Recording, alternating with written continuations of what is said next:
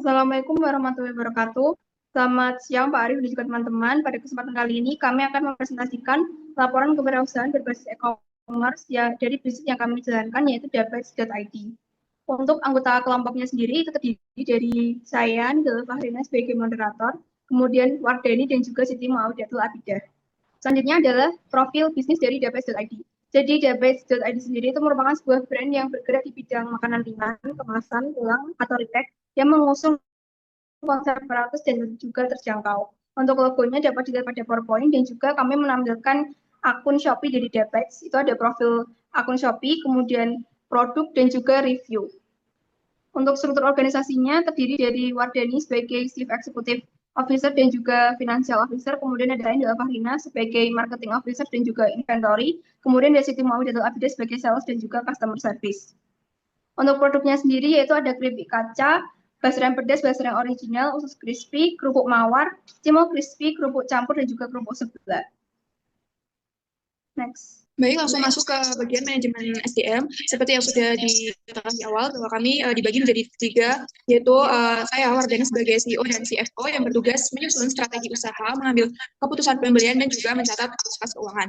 Untuk Nida Fahrina sebagai CMO dan inventory yang bertugas membuat konten promosi, mengelola stok produk, dan juga melakukan komunikasi dengan supplier.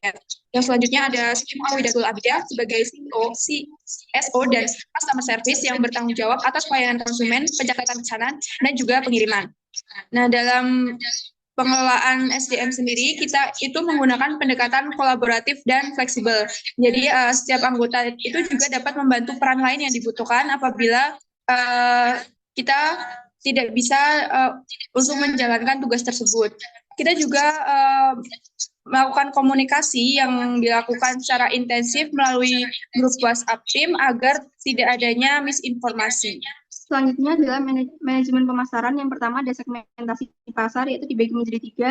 Yang pertama ada demografis, yaitu kalangan mahasiswa, pelajar, dan juga pekerja muda dari usia 15 sampai 35 tahun. Kemudian dari geografis, itu kami fokus pada area Semarang dan sekitarnya, dan juga melayani pesanan nasional melalui platform Shopee. Untuk psikografis, yaitu konsumen yang menyukai camilan variatif dan juga kekinian. Selanjutnya untuk pemasaran bauran, pada produk kami memiliki 8 jenis produk, yaitu yang diperoleh langsung dari supplier. Kemudian untuk harganya, kami menganalisis dari tren pasar dan juga harga beli. Jadi kami menjual mulai dari Rp9.000 hingga Rp36.000. Untuk distribusinya sendiri, kami menggunakan platform e-commerce, Shopee, dan juga aplikasi WhatsApp dengan sistem PO dan ready setiap hari Rabu. Next. Untuk pengembangan produknya sendiri, kami melalui observasi tren di media sosial dan juga masukan pelanggan, serta melakukan evaluasi internal terhadap rasa dan juga daya tarik produk. Untuk inovasi yang telah kami lakukan yaitu kami menambahkan 2 varian baru, yaitu kerupuk campur dan juga kerupuk seblak. Kami juga sempat mengganti merek snack karena rasa yang awal tuh kurang memenuhi kualitas yang kami miliki. Untuk promosinya sendiri, kami menggunakan promosi mingguan melalui WhatsApp Story dan juga promosi setiap hari Jumat di platform X dengan menampilkan daftar produk dan juga informasi PO. Selanjutnya untuk strategi penetrasi pasar, yang pertama adalah menawarkan produk berkualitas dengan harga terjangkau, kemudian sistem PO, kemudian pemasaran aktif di platform digital, dan juga layanan yang cepat dan juga ramah. Untuk analisis persaingannya sendiri, Dapex beroperasi di pasar makanan ringan yang kompetitif, jadi kami menggunakan strategi ceruk pasar dengan menyasar mahasiswa. Selanjutnya ada manajemen produk dan layanan dalam e-commerce. Yang pertama ada pengelolaan produk. Untuk menyajikan informasi produk, database menggunakan browser sederhana dengan jenis produk cemilan, harga, dan ukuran. Dan promosi dilakukan secara berkala mulai unggahan mingguan di platform Twitter dan cerita WhatsApp. Dan mempertimbangkan permintaan pasar, maksudnya database mengembangkan produk dengan mempertimbangkan tren makanan ringan yang sedang populer dan umpan balik konsumen. Next.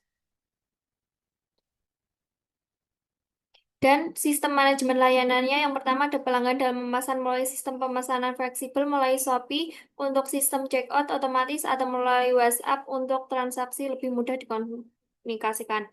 Melalui Shopee, konsumen dapat memberikan ulasan dan rating produk, penanganan keluhan yang cepat dan solutif. Setiap keluhan yang disampaikan oleh pelanggan ditangani secara individual dan dimasukkan ke dalam layanan evaluasi. Next.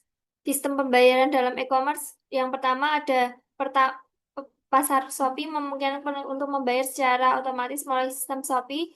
Mereka dapat memilih metode pembayaran seperti transfer bank, e-wallet atau seperti Shopify dan lain-lain. Yang kedua, untuk pemesanan manual melalui WhatsApp, pembayaran harus dilakukan melalui transfer bank ke rekening tim debit. Setelah transfer, pelanggan harus mengirimkan bukti pembayaran untuk proses verifikasi. Next. Dan selanjutnya yang kedua ada konfirmasi dan validasi pembayaran. Untuk memastikan sistem pre-order mingguan tetap teratur, pembayaran maksimum dilakukan pada H+1 staf pemesanan. Yang ketiga, keamanan transaksi. Platform Shopee menjamin semua transaksi aman hingga pelanggan menerima produk. Dan yang terakhir, efisien dan perencanaan pengembangan. Saat ini metode pembayaran WhatsApp masih dilakukan secara manual. Penggunaan sistem pembayaran digital terintegrasi seperti QRIS atau payment. Next. Selanjutnya adalah sistem skalabilitas dan juga ekspansi dari e-commerce. Untuk skalabilitas bisnisnya sendiri, kami melakukan otomatisasi proses penjualan dan juga efisiensi rantai pasok. Sedangkan untuk strategi ekspansi pasar, kami berencana melakukan perluasan jangkauan pengiriman, kemudian ekspansi ke platform digital lain, kemudian pengembangan produk baru, dan yang terakhir adalah brand partnership dan juga kolaborasi. Untuk laporan keuangannya, untuk modal awal kita ada modal 60.000 yang diperoleh dari iuran 3 anggota sebesar 20.000 masing-masing anggota. Nah, selama usaha kita mendapatkan pendapatan sebesar 506.000 dengan laba kotor 131.000. Untuk biaya operasional sendiri, kita ada biaya operasional Shopee sebesar 6.000 dan juga biaya akomodasi dan logistik sebesar 30.000. Untuk total biaya operasional itu 36.000 sehingga laba bersih final diperoleh sebesar 95.000. Untuk penjualannya sendiri, seluruh produk kita terjual 42.000 seperti yang ada di PPT, yaitu total penjualan 506 dan total labanya 131, sehingga untuk laba final sebesar 95.000. Untuk evaluasinya, kita menggunakan model ini cukup efektif dan tepat sasaran. Dengan sistem pre-order, kita menghindari resiko penumpukan stok dan juga kerugian. Pendapatan sejak awal ini pendapatan masuk sejak batch pertama meskipun keuntungannya masih terbatas. Untuk strategi kedepannya, kita akan melakukan promosi digital lebih intensif, menambah produk unggulan, efisiensi logistik, pencatatan keuangan yang lebih rapi dan secara digital, dan juga konsistensi pelayanan. Yang terakhir yaitu untuk kesimpulan. Jadi kesimpulannya, usaha debit ini menunjukkan bahwa wirausaha berbasis e-commerce ini tetap bisa berjalan baik meskipun menggunakan modal terbatas. Dengan menerapkan sistem pre-order, pengelolaan keuangan yang rapi, strategi pemasaran digital yang konsisten, usaha ini mampu menghindari penumpukan stok dan juga menjaga efisiensi operasional.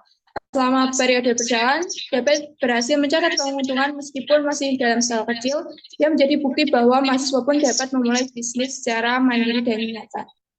Baik, itu tadi presentasi dari kami. Kurang lebihnya mohon maaf. Saya akhiri. Wassalamualaikum warahmatullahi wabarakatuh.